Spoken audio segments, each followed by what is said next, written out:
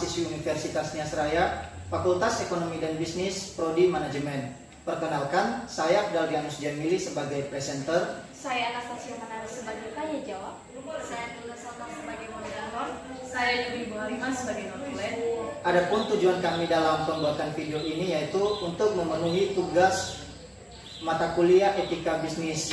Adapun judul pembahasan kami yaitu etika bermedia sosial yang diampu oleh Bapak Kristi Urmanjaya Mendelva, SEMM. Dan untuk lebih jelasnya lagi, kami akan membahas materi kami lebih terperinci sesuai dengan tupoksi kami dan sesuai dengan materi kami masing-masing.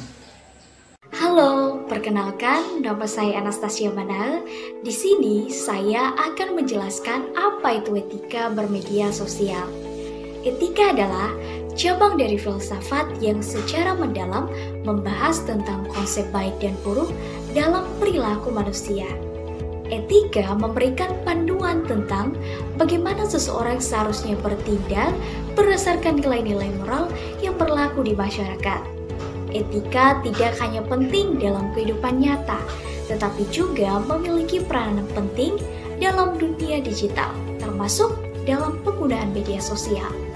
Media sosial adalah platform digital yang memungkinkan penggunanya untuk membuat, membagikan, serta berinteraksi melalui berbagai jenis konten seperti teks, gambar, audio, dan video.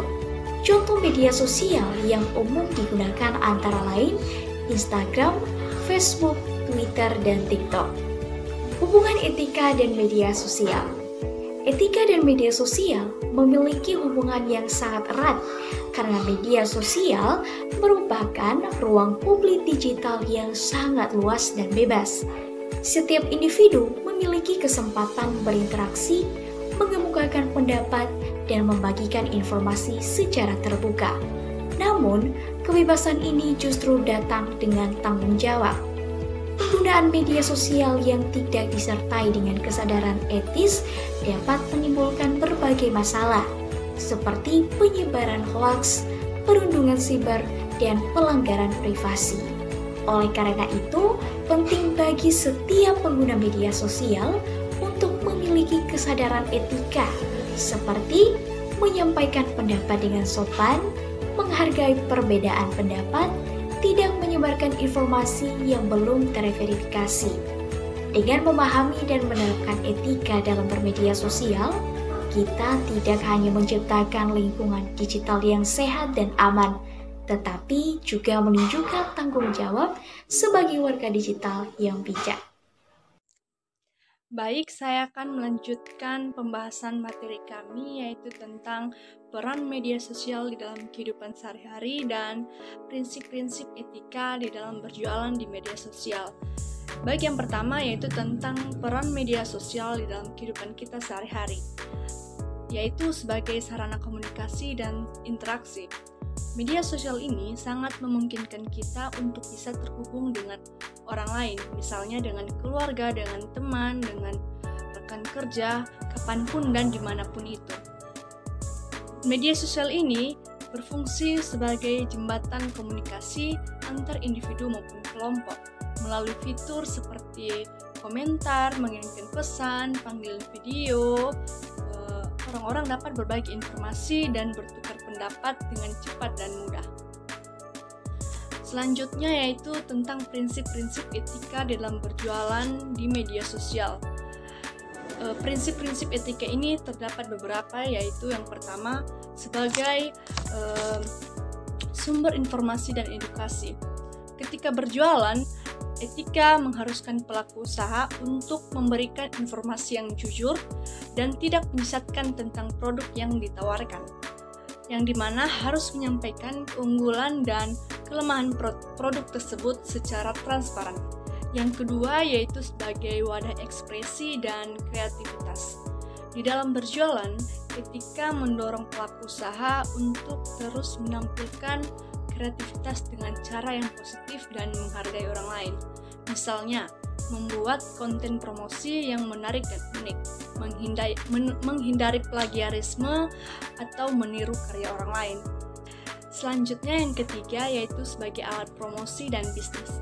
Promosi yang etis itu adalah promosi yang dilakukan dengan cara yang fair dan tidak merugikan pihak manapun.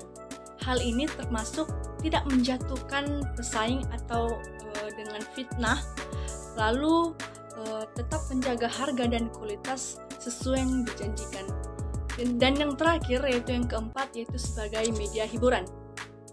Saat menjual dengan menggunakan media hiburan, penting untuk kita untuk selalu menjaga etika seperti yang pertama yaitu tidak menjadikan candaan atau hiburan sebagai bahan untuk menipu atau memanipulasi. Yang kedua yaitu tidak menjadikan konten yang menyinggung orang lain atau merendahkan pihak lain. Baik, selanjutnya saya akan menjelaskan materi kami terkait dengan etika bermedia sosial. Nah, jadi ketika kita menggunakan media sosial, pasti tentunya akan ada beberapa dampak negatif dalam penggunaan media sosial. Yang pertama, adanya kerusakan reputasi dan citra diri. Yang kedua, memicu konflik dan polarisasi. Yang ketiga, kecanduan media sosial. Keempat, menurunnya empati dan etika komunikasi. Dan yang kelima, pelanggaran privasi. Nah, jadi itulah beberapa dampak yang akan muncul ketika kita menggunakan media sosial, dan ketika kita menggunakan media sosial itu tanpa aturan atau tanpa etika yang harus kita berikan. Sehingga ketika kita menggunakan media sosial secara acak-acakan, pasti akan timbul dampak yang sudah saya sebutkan tersebut. Dan di samping itu, ketika terjadinya dampak dari negatif, pastinya ada upaya untuk menangani hal tersebut. Yang pertama, pendidikan digital sejak dini. Yang kedua, menjadi pengguna yang kritis dan bijak. Yang ketiga, menghargai perbedaan pendapat. Keempat, menerapkan etika komunikasi digital. Nah, jadi ketika kita menerapkan upaya dan menumbuhkan etika dalam bermedia sosial tersebut, pastinya hal-hal atau dampak negatif tadi yang akan timbul, pastinya itu akan terhindar dari kita ketika kita menggunakan media sosial dengan baik, dan ketika kita menggunakan media sosial dengan etika yang memang wajar dan pantas untuk kita gunakan. Jadi itulah beberapa dampak negatif dan bagaimana upaya untuk menangani dampak tersebut. Terima kasih. Hai, saya Yuli Bu Halima dari kelompok 7 Etika Bisnis. Di sini saya akan melanjutkan materi kami dengan judul Etika Bermedia Sosial. Pembahasan saya kali ini tentang bentuk-bentuk pelanggaran etika bermedia sosial. Pembahasan pertama yaitu menyebarkan hoaks atau berita palsu. Menyebarkan hoaks berarti membagikan informasi yang tidak benar atau menyesatkan, baik itu secara sengaja maupun tidak, yaitu dalam bentuk media apapun, terutama media sosial atau internet. Pembahasan kedua yaitu mengenai ujaran kebencian atau hate speech. Ujaran kebencian adalah pernyataan atau ekspresi yang menyerang, merendahkan, atau menghasut kebencian terhadap individu atau kelompok berdasarkan suku, agama, ras, orientasi seksual, gender, atau karakteristik lainnya. Hate speech juga dapat memicu konflik, diskriminasi, dan kekerasan. Ketiga, yaitu pelanggaran privasi orang lain. Pelanggaran privasi ini bisa terjadi karena seseorang membocorkan atau membagikan ataupun menggunakan data pribadi orang lain tanpa izin. Informasi pribadi ini bisa berupa foto, video, alamat, nomor telepon, rekaman suara, atau isi percakapan lainnya. Pembahasan keempat yaitu perundungan cyber atau cyberbullying. Cyberbullying adalah tindakan menyakiti, menghina, mempermalukan, atau mengintimidasi orang lain secara online. Ini bisa berupa komentar negatif, ancaman, atau menyebarkan konten yang memalukan tentang seseorang di media sosial atau platform digital lainnya. Pembahasan kelima yaitu tentang plagiarisme digital.